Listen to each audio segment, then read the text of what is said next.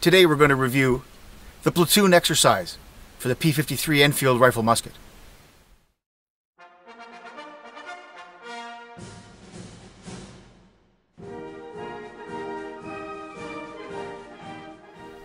Drill with the P53 Enfield Rifle-Musket was broken down into two distinct groups. The manual exercise consisted of numerous movements to enable the soldier to carry his weapon in a military-like manner. The shoulder,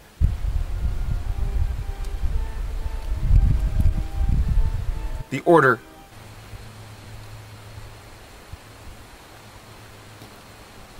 and the slope are examples of such movements. The second group of drills, known as the platoon exercise, were a series of drills that enabled the soldier to first learn and then perfect the use of his weapon on the battlefield for the purposes of firing. The instructions for the platoon exercise were contained in the Field Exercises and Evolutions of Infantry, this example being from 1859. There were slightly different drills for the long rifle, as used by the majority of the infantry, and for the short rifle, used by the rifle regiments and all sergeants of infantry. The drills were broken down into three main categories: to load and fire standing, to load and fire as a member of the front rank kneeling, and to load and fire as a member of the rear rank kneeling. This video, however, will deal with the first of these only, to load and fire standing. As with most drill, there was a cautionary command. Platoon exercise, by motions, standing. The first motion was the prepare to load, broken into two parts. Prepare to load! In the first part, make a half turn to the right, simultaneously seizing the small of the butt with the right hand. 2. In the second part, take a 10-inch pace to the left front with the left foot, grip the rifle at the nose cap with the left hand, and lower the butt to the ground, barrel facing away. Then remove a cartridge from the expense pouch. Here's a picture of a volunteer rifleman of the 1860s in the prepare to load position. The second motion was the load in 5 parts. Load! Raise the cartridge to the left hand and tear off the top. 2. Pour the powder down the barrel by twisting the wrists so the palm faces out. 3. Reverse the cartridge and seat it in the muzzle up to the level of the bullet. 4. Twisting the wrist to the right and bracing the small finger on the side of the barrel, twist off the powder cylinder. 5.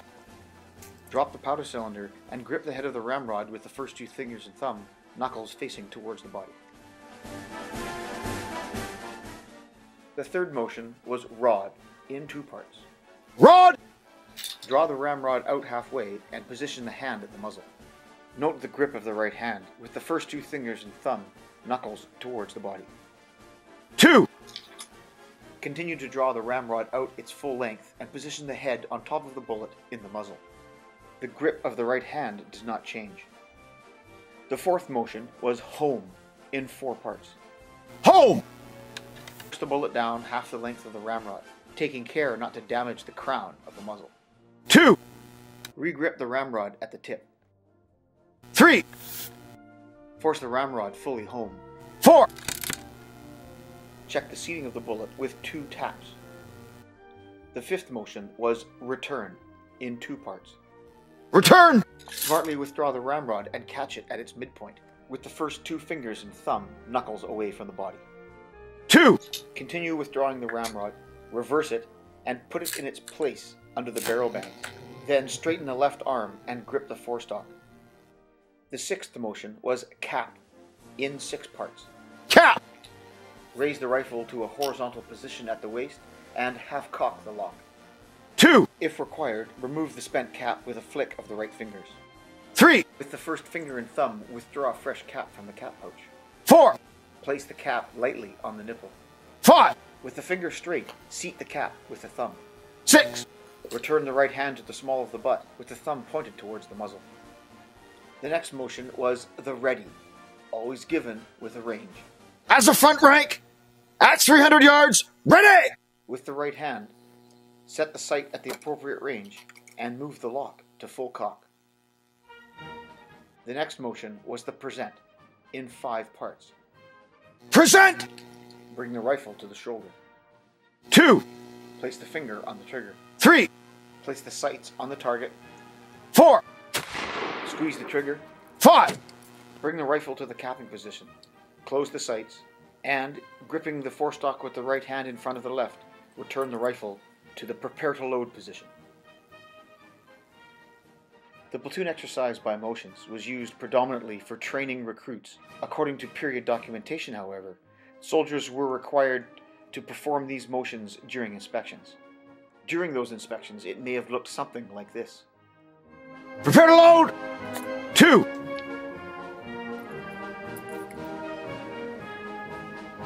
load.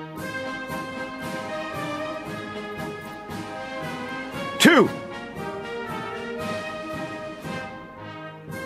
3, 4, 5.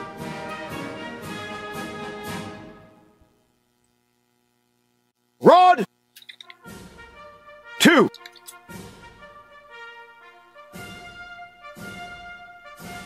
home. 2, 3, 4. Return. 2,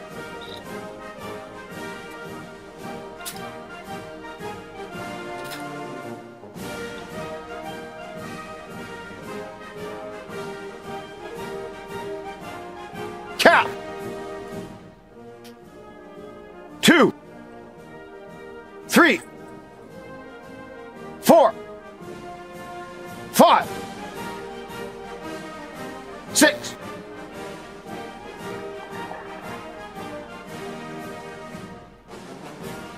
As a front rank, at 300 yards, ready!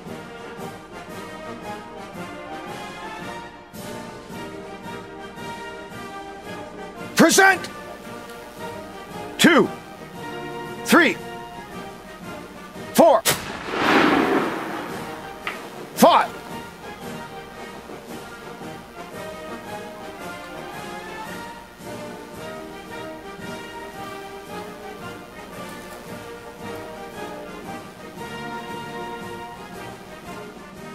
As mentioned before, these drills were used as vehicles of musketry instruction. In action, musketry was delivered with simple words of command, and 3 distinct techniques. Volley firing, usually reserved for troops in close order. File firing, which was a systematic application of fire from either or both flanks of a given body of troops. And independent firing by files when in extended order and skirmishing. The words of command used to deliver this fire were simply load, ready, and either present or commence firing.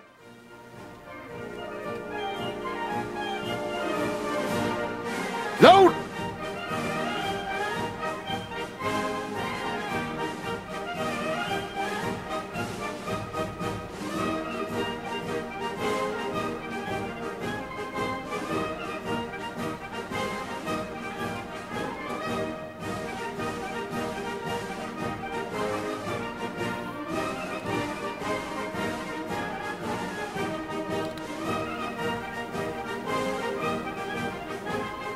At 300 yards, ready!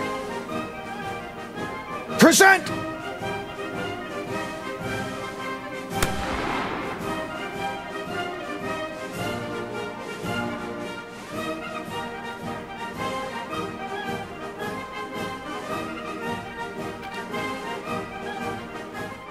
You will at once notice that the word of command fire does not appear anywhere in any of these drills. It is a little known fact that this was removed from the platoon exercise sometime in the 1830s, and not reintroduced until General Order No. 15 of 1881, whereby its use was prescribed in what by then had become the rifle exercises. By the 1830s there had been a change in the musketry drills with an emphasis on aiming. This was later reinforced with the inclusion of an actual backsight on the 1842 pattern smoothbore musket. Now, the act of aiming takes time, and it was decided that the best way of achieving this was to empower the soldier with enough time to cover his target and fire, rather than fire on precise command, possibly before he had properly aimed. This, although good in theory, was not all it was cracked up to be, as often the men were practiced to still deliver simultaneous volleys only by judging the time after the command present, before squeezing the trigger rather than on the command fire. This particular drill was only significant during volley firing, as in file firing and independent firing, the soldier was left to load, ready, and give his fire in his own time. The intent was always to have a volley delivered, with each rifle aimed and fired with inherently different timing, though generally together. This compilation presents perhaps an extreme example of how the theory is spelled out in the text. In each instance, an appropriate amount of time is taken to aim, and this results in somewhat of a ragged volley that flies in the face of the popular conception. Present!